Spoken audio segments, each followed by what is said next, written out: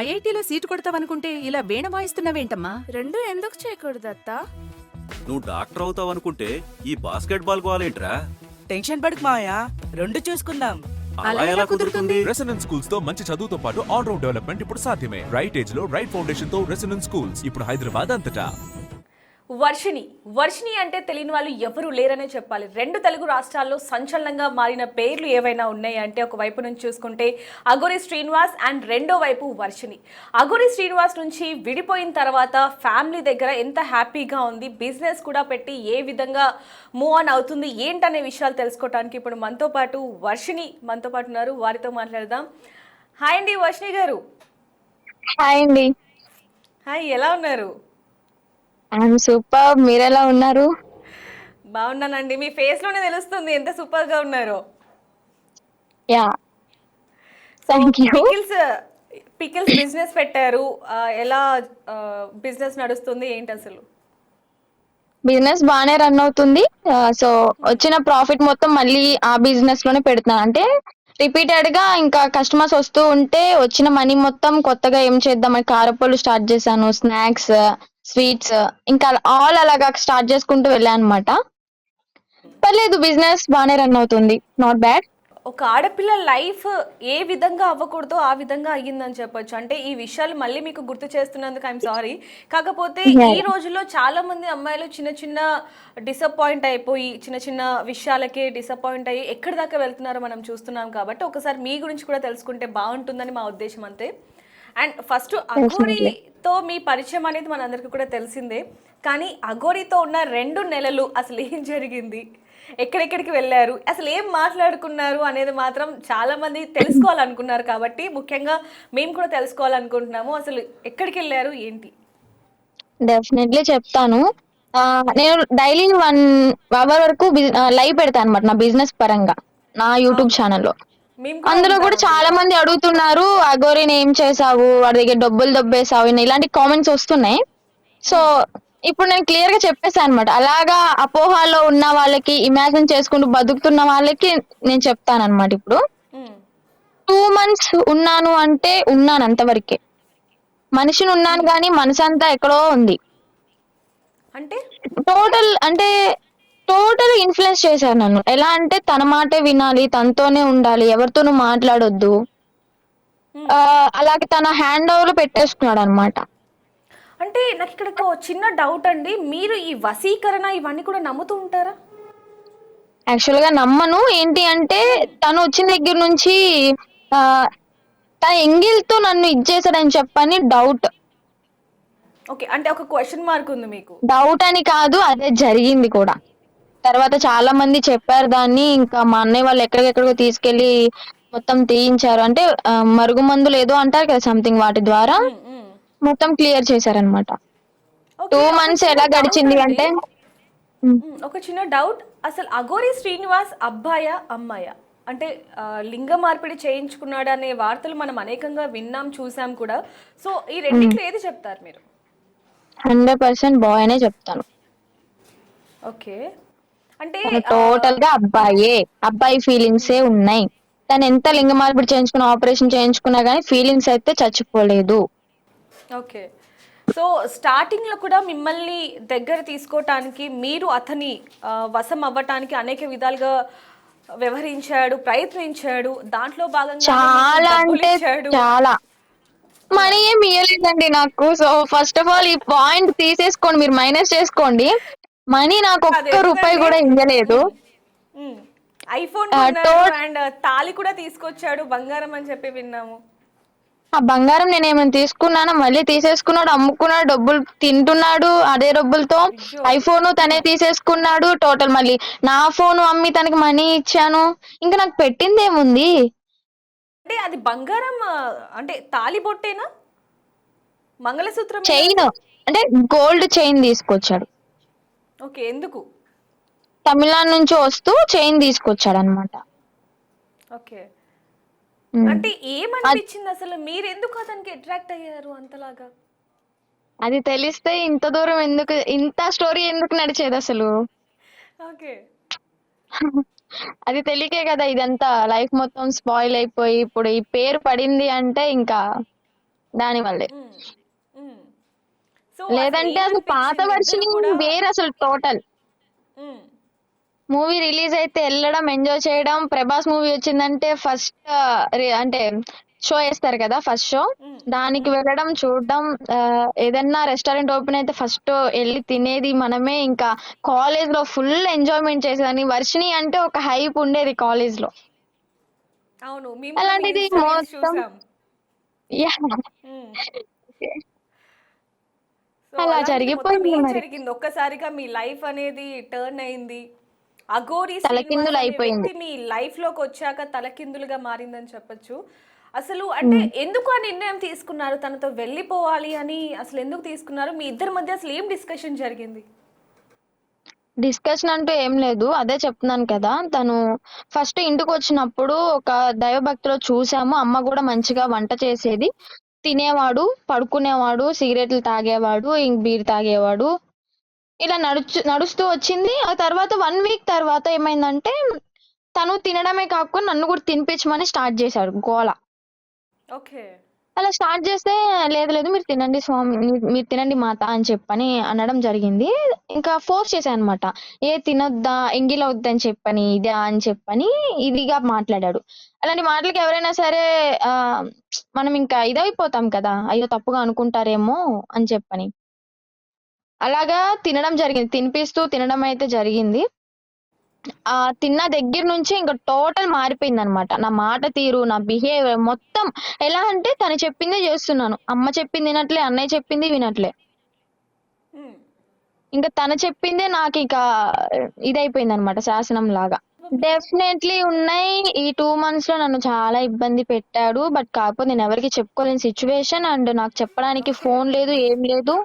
తన ఇదిలో, తన మాయలో ఉన్నాను కాబట్టి ఇంకా నేనేం చేయలేకపోయాను, భరించాను అంతే. అంటే ఇంటికి వచ్చిన sorry తర్వాత అంటే అడుగుతున్నందుకు సారీ, కాకపోతే అసలు ఏం జరిగింది అసలు మీ ఇద్దరి మధ్యలో? ఏం జరిగింది అని అనడం కన్నా ఏం చేశాడు అనడం బెటర్ ఏమో. చెప్పండి, అది అసలు ఏం చేశాడు? సెక్సువల్ గా నార్మల్ గా అంటే ఒక బాయ్ ఫీలింగ్స్ ఉన్నాయి కాబట్టి ఇంకా తను ఏం చేయాలి అనేది అలాగా కంటిన్యూ చేశాడు. ఆ చాలా అంటే చాలా ఘోరంగా ఎలా చెప్పాలో మీకు. ఈ పాటికి మీరు అర్థం చేసుకునే ఉంటారు. ఓకే. ఎందుకు అంటే అతను కొంచెం మాయలో పడ్డ వ్యక్తులు ఇంతకు ముందు కూడా చాలా మంది ఉన్నారు. ఆల్రెడీ లాయర్ ఒక ఆవిడ అండ్ అలాగే 2-3 వచ్చి కేసెస్ పెట్టడం కూడా మీరు చూడటం జరిగింది. వాళ్ళని కూడా కొంచెం సెక్సువల్గా ఇబ్బంది పెట్టాడు, మానసికంగా అండ్ శారీరకంగా ఇబ్బంది పెట్టాడు అనేది వాళ్ళు కూడా మీడియా ముందు అండ్ కంప్లైంట్ కూడా చేయటం జరిగింది పోలీసులకి. సో మీతో కూడా అదే విధంగా ఉన్నాడా, లేకపోతే ఓకే మిమ్మల్ని తీసుకొచ్చాడు లోక కళ్యాణం కోసం అని, ఒక ఆశ్రమం పెట్టాలనుకున్నాడు, స్కేమ్ అంటే ఆ పర్పస్ కోసమే తీసుకొచ్చాడా, లేకపోతే ఇంకేదైనా ఉద్దేశం ఉండొచ్చు అంటారా? ఆ పర్పస్ నేను అనట్లే. సెక్సువల్ గా ఒకటి, ఇంకోటి ఏంటి అంటే కొన్ని కొన్ని పూజలు చేసేవాడు. ఇంకోటి ఏంటి అంటే మెయిన్ మా అన్నని చంపమని కొంతమందికి డబ్బులు ఇచ్చాడు, 3.5 లక్షలు. అవును, నేను అది కూడా అడుగుదాం అనుకున్నాను. ఏంటి అసలు ఆ 3.5 లక్షలు అసలు ఎందుకు చంపాలనుకున్నాడు మీ అన్నయ్యని? ఇప్పుడు నన్ను అంటే కేవలం కాపాడడానికి మీకోసమా, మిమ్మల్ని దక్కించుకోవాలన్న ఇదా, లేకపోతే ఏంటి? ఎందుకంటే పెళ్లి జరిగిన తర్వాత, మీ ఇద్దరికి పెళ్లి జరిగిన తర్వాత మిమ్మల్ని బలిస్తాడు అంటూ కొంతమంది, లేదు లోక కళ్యాణం కోసం అని అతనికి సపోర్ట్ చేస్తున్న వాళ్ళు కొంతమంది, ఇలా అనేకంగా మాట్లాడారు. కాబట్టి అసలు ఎందుకు పెళ్లి చేసుకున్నాడు, ముఖ్యంగా మీ అన్నయ్యని ఎందుకని చంపాలనుకున్నాడు? ఇప్పుడు నన్ను కాపాడుకుంటూ వచ్చేది నా ఫ్యామిలీ అండ్ మెయిన్ నా బ్రదర్ అన్నమాట. 2 బ్రదర్స్. అందులో మా పెద్దన్న చాలా అంటే చాలా మొండోడు. నన్ను వెనక్కి తెచ్చుకోవాలని చెప్పని వాడి ఇంటికి వెళ్ళడం, వార్నింగ్ ఇవ్వడం, చాలా అంటే చాలా రచ్చ చేశాడు. వాళ్ళ ఊరికి కూడా వెళ్ళి మాట్లాడాడు కూడా. మా చెల్లి నాకు పంపించకపోతే ఇంక నేను ఎంత గోల్ చేస్తానో మీకు కూడా అర్థం చేసుకోండి అని చెప్పని గోల్ చేయడం. వాళ్ళ ఫ్యామిలీ దగ్గరికి వెళ్ళాడని చెప్పని అలాగే అడ్డొస్తున్నాడు, తనకి అడ్డొస్తున్నాడు, నన్ను తీసుకెళ్ళడానికి ఎంత దూరమైన వెళ్తాడో అని అర్థం చేసుకుని ఒక అతనికి 3.5 లక్షలు ఇచ్చి మా అన్నని చంపాలి అనుకున్నాడు.